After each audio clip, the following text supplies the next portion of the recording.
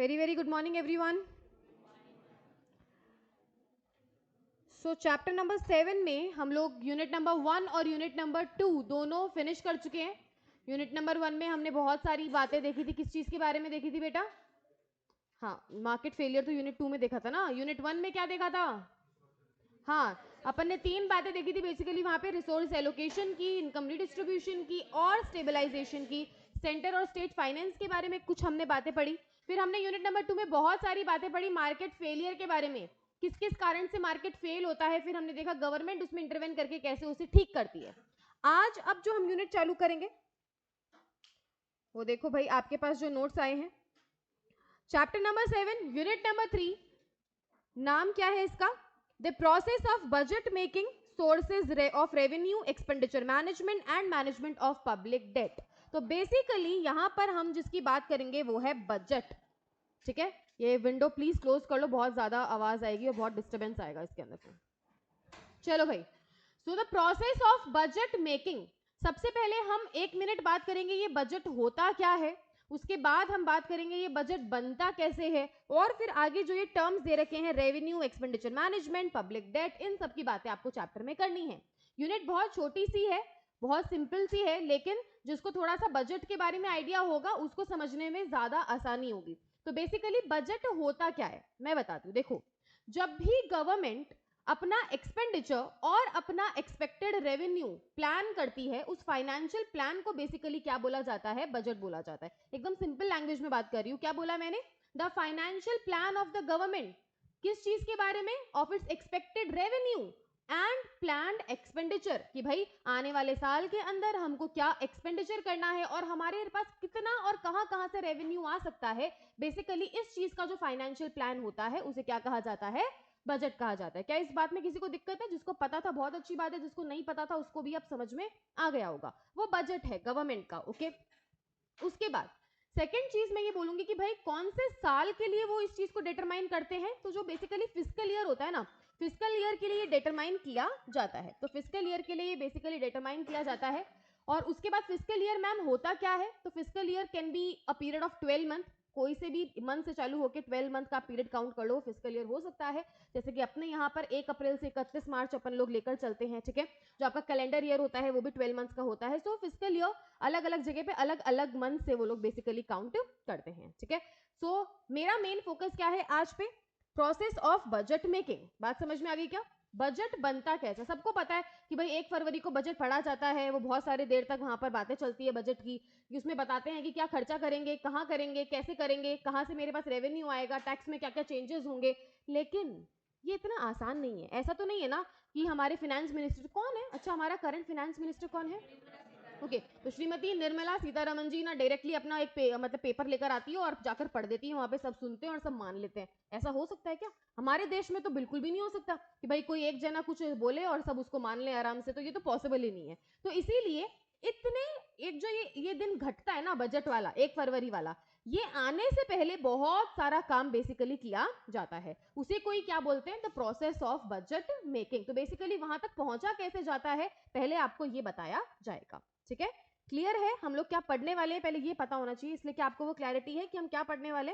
The process of budget making. चलो देखो भाई, the budgetary process is the means by which the executive and legislative branches together formulate the coherent set of taxing and spending proposal. तो इन्होंने थोड़ी सी अच्छी भाषा का इस्तेमाल किया है, बस बाकी बात वही कह रहे हैं कि भाई बजटरी प्रोसेस का मतलब क्या है? जहां पर दोनों ब्रांचेस, देखो 2 ब्रांचेस है, एक है लेजिस्लेटिव और एक है executive.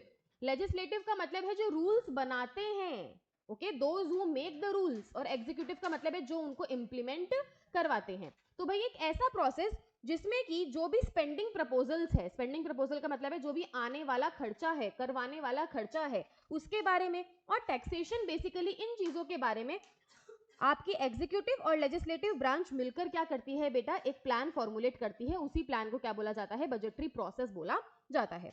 The budget is prepared by the ministry of finance. या आप हाईलाइट कर लो, बजट बनाता कौन है? कौन बनाता है? मिनिस्ट्री ऑफ फाइनेंस बनाती है। किसकी कंसल्टेशन, मतलब किसके सहयोग से? नीति आयोग और अदर रेलेवेंट मिनिस्ट्री। बहुत सारी अदर मिनिस्ट्रीज होती है बेटा हमारे देश में। बहुत मिनिस्ट्रीज का मतलब क्या होता है बेटा? यस मंत्रालय है ना, जैसे अपने यहाँ पे कोयला मंत्रालय है, ओके, और यहाँ पे अपने और रेलवे मिनिस्ट्री हो गई, बहुत सारे डिपार्टमेंट्स है, बहुत सारी मिनिस्ट्रीज है अपने यहाँ पर, ठीक है। तो बहुत सारे मिनिस्ट्रीज जितनी भी है उनके सहयोग से, नीति आयोग के सहयोग से कौन बनाता है बजट? हाँ, बनाता कौन है? Finance ministry, ministry of finance बनाती है, लेकिन किसके सहयोग से? बाकी सबके सहयोग से। नीति आयोग का मतलब पता क्या क्या होता है तुम्हें? नीति इज नॉट नीति, हिंदी वाला नीति नहीं है ये, NITI, it is an acronym. Full form क्या होती है नीति की? नेशनल, बनाओ बनाओ, नेशनल इंस्टीट्यूशन फॉर, हाँ, national institution for transforming India, ठीक है, जिसको नहीं पता बेसिकली वो लिख सकता है national institution for transforming India. तो इट इज एन इंस्टीट्यूशन, ठीक है, जो कि बेसिकली अपना इसके सहयोग से और बाकी सारी मिनिस्ट्रीज के सहयोग से आपकी मिनिस्ट्री ऑफ फाइनेंस क्या बनाती है? बजट बनाती है। ओके, देखो बजट के प्रोसीजर में 3 तरह के यहाँ पर आपके पास पार्ट्स दे रखे। सबसे पहले बजट को प्रिपेयर किया जाएगा, फिर उसको एनेक्ट किया जाएगा, प्रेजेंट और एनेक्ट किया जाएगा, फिर लास्ट में एग्जीक्यूट किया जाएगा। ऑब्वियसली बात है, पहले प्लान बनाया जाएगा, फिर उसको लागू करवाया जाएगा। एनेक्टमेंट का मतलब क्या होता है? लागू करवाना, ठीक है। खाली बनाने से थोड़ी ना काम चलेगा, उसे लोकसभा राज्यसभा में लेकर जाएंगे ना यार, वहीं पर तो वो क्या होगा? एनेक्ट होगा, लागू होगा, रूल मेकिंग में आएगा, ठीक है। और जब लागू हो जाता है उसके बाद फाइनली क्या किया जाएगा? उसको एग्जीक्यूट किया जाएगा, जो जो बातें उसमें बताई गई है उसको एग्जीक्यूट किया जाएगा। अभी तक क्लियर है? जो हम पढ़ रहे हैं आगे बढ़ सकते हैं, चलो। बहुत मतलब अगर आप चाहो तो इसे 1 डे में भी आप ये बजट वाला जो है कॉन्सेप्ट कर सकते हो, ठीक है। देखो, the budget process mainly consist of 2 type of activities. अगर आप अपने मॉड्यूल में देखोगे ना, बजट मेकिंग प्रोसेस बहुत ज्यादा लंबा दिया हुआ है, आई थिंक 6-7 पेज का कुछ अराउंड दिया हुआ है, लेकिन अगर उसमें से पॉइंटर्स निकाले हैं, मैंने यहाँ पे आपके लिए 11 या 12 पॉइंट के अंदर बजट प्रोसेस को शॉर्ट करा है कि भाई budget process, making process actually उतना ही है, बाकी उसके अंदर बहुत ज्यादा अंदर अंदर की बहुत सारी चीजें भी दे रखी है बेसिकली। देखो, the budget process mainly consist of 2 type of activity. 2 काम करने पड़ते हैं बजट बनाने के लिए। पहला है द एडमिनिस्ट्रेटिव प्रोसेस और दूसरा है द लेजिस्लेटिव प्रोसेस। एडमिनिस्ट्रेशन का मतलब क्या होता है बेटा? किसी भी चीज को मैनेज करना, एडमिनिस्टर करना। देखो, the administrative process where in the budget along with the accompanying documents are prepared in consultation with the various stakeholder. उसके बाद दूसरा आएगा the legislative process where the budget is passed by the Parliament after discussion. अभी just आप पढ़ के आए हो ना, बजट पहले प्रिपेयर होगा फिर इनैक्ट होगा। तो एडमिनिस्ट्रेटिव प्रोसेस तो हो गया आपका प्रिपरेशन, है ना, देखो बोला गया है ना, where in the budget along with accompanying documents are prepared. तो प्रिपरेशन को ही क्या बोला गया है? Administrative process. और लेजिस्लेटिव प्रोसेस को ही क्या बोला गया है? आपका वहां पे एनेक्टमेंट वाला जो पॉइंट था कि उसको एनेक्ट किया जाएगा, ठीक है। तो यही दोनों एक्टिविटीज यहाँ पर भी दे रखी है।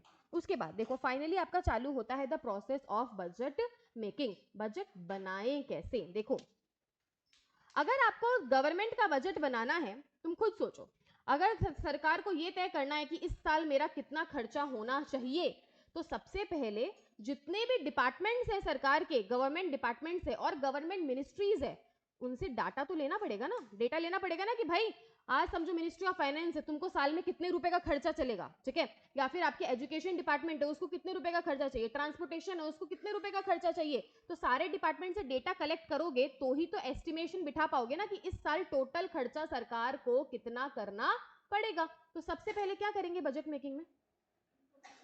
इंफॉर्मेशन कलेक्ट करेंगे, डेटा कलेक्ट करेंगे कि भाई सारे डिपार्टमेंट्स की और सारे मिनिस्ट्रीज की डिमांड क्या है। सबको पैसा चाहिए ना अपने अपने हिस्से का हर डिपार्टमेंट चलाने के लिए, तो वो सब अपना क्या भेजेंगे? डेटा भेजेंगे कि भाई मेरे को इतना चाहिए, मेरे को इतना चाहिए, मेरे को इतना खर्चा करना है। तो इसलिए पहला पॉइंट क्या दे रखा है?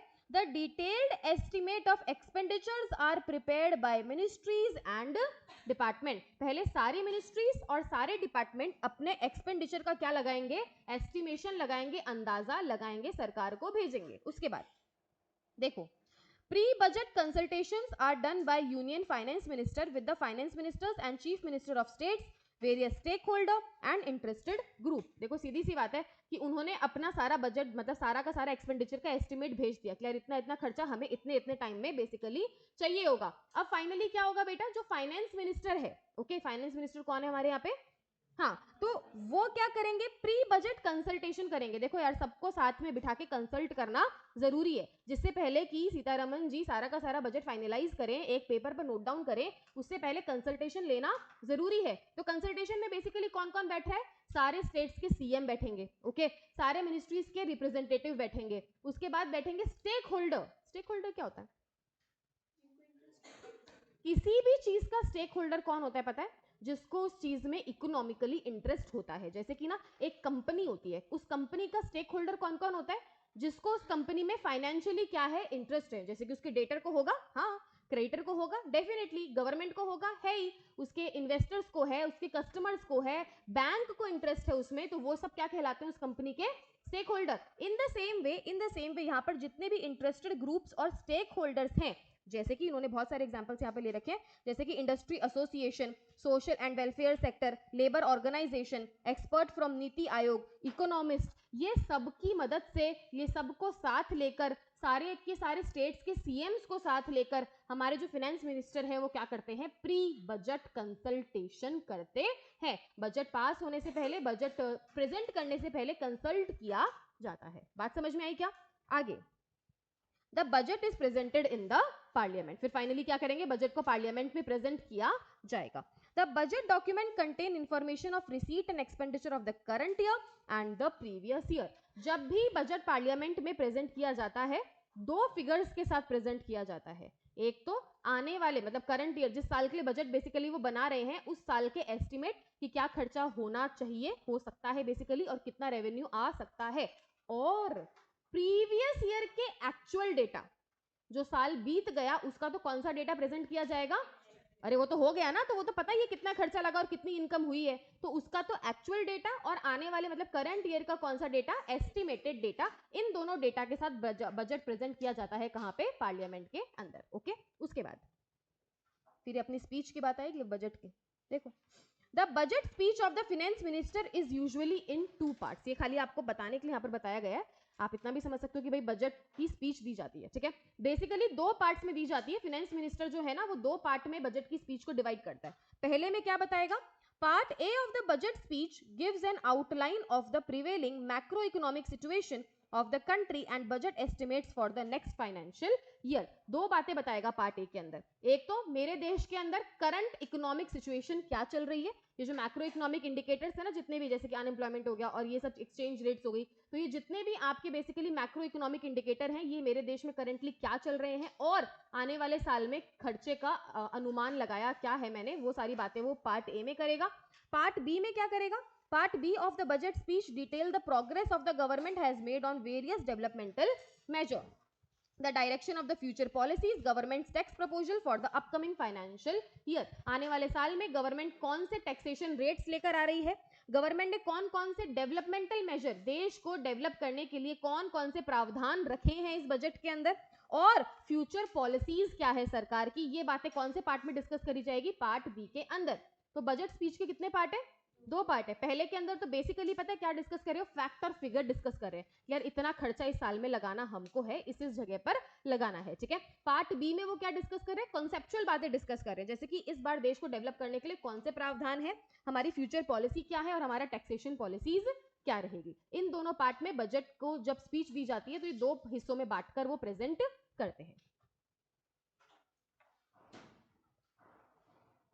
उसके बाद आप देखो, the list of budget document presented to the parliament beside the finance minister's budget speech is as given below। खाली बजट की स्पीच नहीं दी जाती, जब आप पार्लियामेंट के सामने बजट रखते हो तो उस बजट के साथ साथ आपको उसके सपोर्टिंग डॉक्यूमेंट्स भी रखने पड़ते हैं, जैसे कि सबसे मेन उन्होंने दिया यहाँ पे एनुअल फाइनेंशियल स्टेटमेंट, ठीक है। यार आप बिना फाइनेंशियल स्टेटमेंट सरकार के सामने रखे हुए उसके आने वाले खर्चे और उसकी रेवेन्यू के बारे में चर्चा कर ही कैसे सकते हो। कोई सामने से खड़ा होकर पूछ लेगा कि भाई तुमने किस आधार पर ये एक्सपेंडिचर बनाए हैं या किस आधार पर ये रेवेन्यू तुमने कैलकुलेट किया है, तो मेरे पास फाइनेंशियल स्टेटमेंट तो एटलीस्ट होना चाहिए। तो उसके साथ कौन सा डॉक्यूमेंट प्रेजेंट किया जाता है, एनुअल फाइनेंशियल स्टेटमेंट प्रेजेंट किया जाता है, जिसमें बेसिकली 3 पार्ट होते हैं। देखो, consolidated funds of India, contingency fund of India and public accounts. अब मैम ये क्या तिकड़मबाजी है, ये क्या 3 शब्द है, किसी को पता है क्या इनके बारे में, कौन से फंड्स होते हैं, क्या नाम है ये? मतलब आपको क्या याद करना है कि एनुअल फाइनेंशियल स्टेटमेंट प्रेजेंट किया जाता है बजट स्पीच के साथ, ठीक है, लेकिन एक्चुअली में एनुअल फाइनेंशियल स्टेटमेंट भी 3 हिस्सों में बटा हुआ होता है। उसमें कंसोलिडेटेड फंड की बातें होती है, कंटिजेंसी फंड की और पब्लिक अकाउंट्स की। तो मुझे पहले बताओ कि कंसोलिडेटेड फंड क्या होता है, बोलो।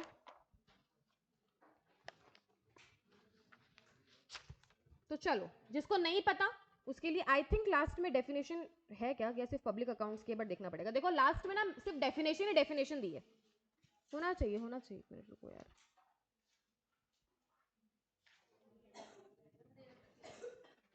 ओके देखते हैं कंसोलिडेटेड फंड क्या होता है। पढ़ने से पहले मैं तुम्हें शॉर्ट में बता देती हूँ कंसोलिडेटेड फंड, शांति, क्या होता है।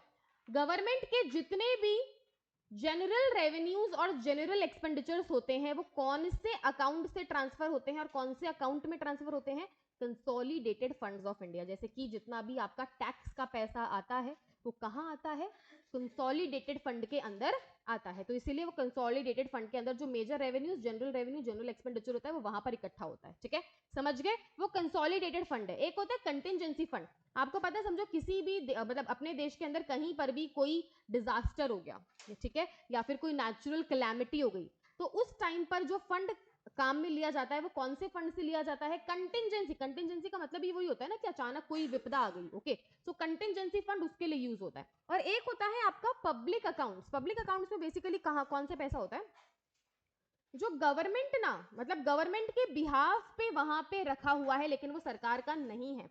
जैसे कि जितने भी ये आपके प्रोविजंस होते हैं, समझो आपके पास एम्प्लॉइज का कोई पैसा कटा जो एक बार कहां पड़ा है, सरकार के पास पड़ा है, लेकिन बाद में उनको वो दिया जाएगा, तो वो पड़ा तो सरकार के पास है, तो उसकी अकाउंटिंग तो रखनी पड़ेगी ना, लेकिन वो एक्चुअली में सरकार का है नहीं, वो किसी को रिफंड किया जाएगा, किसी को वापस दिया जाएगा, वो सारा पब्लिक अकाउंट्स के अंदर पैसा वो आता है, ठीक है। तो ये तीन तरह के अकाउंट्स होते हैं बेसिकली जहां पर उनका पैसा आता है और जहां से खर्च होता है। तो ये 3 तरह के अकाउंट्स आपके एनुअल फाइनेंशियल स्टेटमेंट में इंक्लूड करे जाते हैं। एक बार आप पढ़ लोगे तो शायद आपको और अच्छे से पता चलेगा। देखो कंसोलिडेटेड फंड्स ऑफ इंडिया, जितना भी सरकार के पास टैक्स जाता है, ड्यूटीज जाती है, पेनल्टीज जाती है, सारा पैसा कहां जाता है, कंसोलिडेटेड फंड के अंदर जाता है।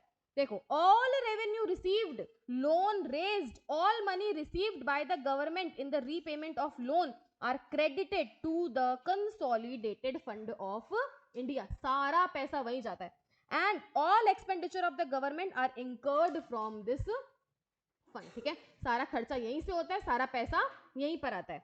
मनी कैन, बातें नहीं, तुम्हें पता है क्या सारा आगे का, money can be spent through this fund only if appropriated bye the parliament. इस अकाउंट में से पैसा खर्च करने के लिए पार्लियामेंट की अनुमति लेनी हमें बेसिकली पड़ती है। The consolidated fund has been further divided into revenue and capital division. इसकी आपको इतनी डिटेलिंग में जाने की नीड नहीं है। कंसोलिडेटेड फंड का मतलब क्या है, जहां पे सरकार का सारा पैसा आ रहा है और जहां से आप खर्चा कर रहे हो।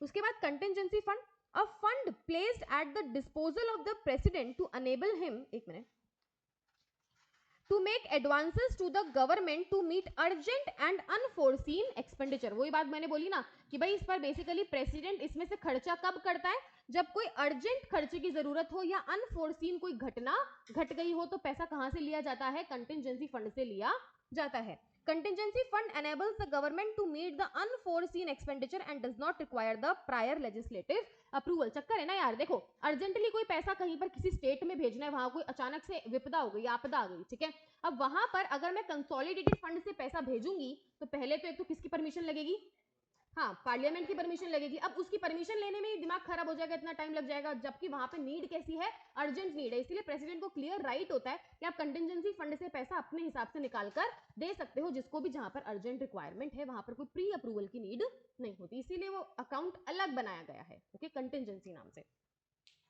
For meeting such exigencies, advances are made to executive form the contingency fund which is subsequently reported to the parliament for recoupment of the consolidated fund of India. बाद में इसका रिकूपमेंट का मतलब होता है उसका रिकंसिलेशन कर लेते हैं कि पैसा गया कहां, क्यों गया, अचानक कैसे जरूरत पड़ गई, लेकिन एक बार वहां से पैसा निकाल के दे दिया जाता है। तीसरा शब्द आपके पास यहाँ पर दिया हुआ है पब्लिक अकाउंट, जो मैंने आपको बता दिया कि होते क्या है। इतनी बातें अगर करोगे तो फिर आगे का चैप्टर जो बात कर रहा है वही समझाएगा। देखो under provisions of article 266 subsection 1 of the constitution of India, public account is used in relation to all the fund flows where government is acting as a banker। Banker का मतलब बैंक, बैंकर का मतलब क्या होता है, पैसा तो तुम्हारा है, जमा कहाँ पे है, पर है तो वो तुम्हारा ही ना, तुम्हें तो वापस मिलेगा ही। इन द सेम वे जब भी government as a banker act करती है ना किसी भी केस के अंदर कि गवर्नमेंट के पास पैसा जमा है लेकिन वो उसका है नहीं, वो उसको रिफंड किया जाएगा जिसका वो पैसा है, उस अकाउंट को बेसिकली क्या बोला जाता है, पब्लिक अकाउंट बोला। नाम से समझ में नहीं आ रहा है, पब्लिक अकाउंट, किसका अकाउंट, पब्लिक। ओके चलो, examples like provident fund, small saving, this money does not belong to the government but it is returned to the depositor. The expenditure from this fund need not to be approved by the parliament. ठीक है, तो basically जो parliament का approval जहां चाहिए होता है वो कंसोलिडेटेड फंड है, क्योंकि सबसे भारी पैसा जो जमा होता है वो कहां पे होता है, कंसोलिडेटेड फंड में ही होता है। जो सबसे भारी खर्चा होता है वो भी वहीं से किया जाता है। बात समझ में आ गई? ये तीनों शब्द हम जो पढ़ रहे थे पीछे नोट्स में, क्या वो समझ में आ गए? तो एनुअल फाइनेंशियल स्टेटमेंट प्रेजेंट किए जाते हैं किसके साथ, बजट स्पीच के साथ। और क्या क्या प्रेजेंट किया जाता है देखो, चलो इधर थे यार, ये रहे। अब तो खाली आपको याद करना है बाकी के नाम तो। और क्या क्या प्रेजेंट किया जाता है, जितनी भी डिमांड फॉर ग्रांट्स है, समझो बहुत सारे डिपार्टमेंट है गवर्नमेंट के, बहुत सारी मिनिस्ट्री है, उनमें से हर मिनिस्ट्री को कौन कौन सी ग्रांट्स की जरूरत है, उनकी जितनी भी डिमांड्स है वो प्रेजेंट करी जाती है। फाइनेंस बिल प्रेजेंट किया जाता है। Statement mandated under FRBM act, FRBM act का मतलब होता है fiscal responsibility and budget management act. ठीक है, फुल फॉर्म लिख सकते हो, fiscal responsibility and budget management act. Macro economic framework present किया जाता है और medium term fiscal policy strategy statement present किया जाता है। ये आपको नाम याद करने, बेसिकली क्या हुआ, fiscal responsibility and budget management act, fiscal responsibility and budget management act. Okay, इस एक्ट के जितने भी स्टेटमेंट है वो प्रेजेंट किए जाते हैं। तो बजट स्पीच के साथ ये सारे के सारी चीजें प्रेजेंट करी जाती है। देखो हमने अभी तक क्या किया बेटा, हमने पहले सारे के सारे एक्सपेंडिचर को इकट्ठा किया, एस्टिमेट को सारी मिनिस्ट्री से, सारे डिपार्टमेंट से, फिर उस पर क्या किया, प्री कंसल्टेशन, डिस्कशन किया, डिस्कशन करने के बाद उसको पार्लियामेंट में प्रेजेंट किया। प्रेजेंट अकेले नहीं किया, कुछ चीजों के साथ किया। अब प्रेजेंट करने के बाद क्या होगा, देखो सिंपल सी बात है, प्रेजेंट जब वो बोल गई भाई डिस्कशन होगा उसके बाद उस बजट पर, बिना डिस्कशन के पास थोड़ी ना करने देंगे ये लोकसभा राज्यसभा वाले। तो पहले डिस्कशन कहां पे होगा, first in Lok Sabha then in Rajya Sabha. अच्छा ज्यादा इंपॉर्टेंट कौन सी है, हाँ कौन सी इंपॉर्टेंट है, इसीलिए लोकसभा में डिस्कशन भी होगा और ग्रांट्स पर वोटिंग भी होगी। ये जो ऊपर आपकी जो डिमांड फॉर ग्रांट्स है ना, जितने भी ग्रांट गवर्नमेंट देना चाहती है उस पर क्या होगी, वोटिंग भी होगी। वो होने के बाद राज्यसभा में सिर्फ और सिर्फ क्या होगा, ओनली जनरल डिस्कशन होगा। ठीक है, तो डिस्कशन दोनों जगह होता है, लोकसभा में भी और राज्यसभा में भी, लेकिन Lok Sabha being more important obviously वहां पर क्या होगा, वोटिंग भी होगी और बाद में राज्यसभा में सिर्फ जनरल डिस्कशन होता है। वो वहां पर ना कुछ किसी चीज को हाँ या ना नहीं कर सकते बेसिकली। ठीक है, वो सिर्फ क्या करते हैं, उस पर जनरल डिस्कशन करते हैं। जो हाँ ना वाला खेल होता है ना, ये बेसिकली लोकसभा में खेला जाता है। देखो उसके बाद after the general discussion on the budget proposal, voting on demands for the grants have been completed, मतलब ऊपर वाला पॉइंट कंप्लीट होने के बाद the government introduces the appropriation bill. Appropriation bill basically अगर आप देखोगे पीछे भी दिया हुआ है, जैसे नीचे भी ये रहा। ठीक है, the appropriation bill is intended to give authority to government to incur expenditure from and out of the consolidated fund of India. Finally general discussion के बाद एप्रोप्रिएशन बिल निकाल दिया जाता है कि भाई कंसोलिडेटेड फंड से इतना पैसा हम निकाल अब सकते हैं। ठीक है, क्योंकि वहीं से एक्सपेंडिचर करेंगे ना, करेंगे कहां से। उसके बाद the finance bill is taken up for consideration and passing after the appropriation bill is passed. तो पहले एप्रोप्रिएशन बिल पास कर दिया जाएगा, शांति प्लीज, फ्लो मत खराब करो यार किसी भी बात का। एप्रोप्रिएशन बिल पास कर दिया जाएगा और उसके बाद फाइनेंस बिल कंसिडर किया जाएगा। अब मैम ये फाइनेंस बिल क्या होता है, नाम सबको पता होगा यहाँ बैठे हुए बच्चों को, फाइनेंस बिल करके कोई तो चीज होती है, होता क्या है फाइनेंस बिल, क्या होता है, तुम कॉमर्स के बच्चों आओ नीचे आओ, इसीलिए तो तुम लोगों के लिए तो ये सब शब्द लिखे गए हैं, होना चाहिए। फाइनेंस बिल लिखा तो था, पढ़ो क्या लिखा हुआ है देखो। The bill produced immediately after the presentation of budget detailing the imposition, abolition, alteration, regulation of taxes proposed in the budget। एक ऐसा बिल जिसके अंदर क्या लिखा हुआ है बेटा कि जितना भी टैक्सेशन पॉलिसीज जो आपके बजट में दी गई है ना, उसमें से कौन कौन सी इंपोज होगी, कौन कौन सी पहले वाली अबॉलिश का मतलब है, अबॉलिश क्या होता है हटा देना, हटा दी जाएगी, ऑल्टर का मतलब है चेंज करी जाएगी, और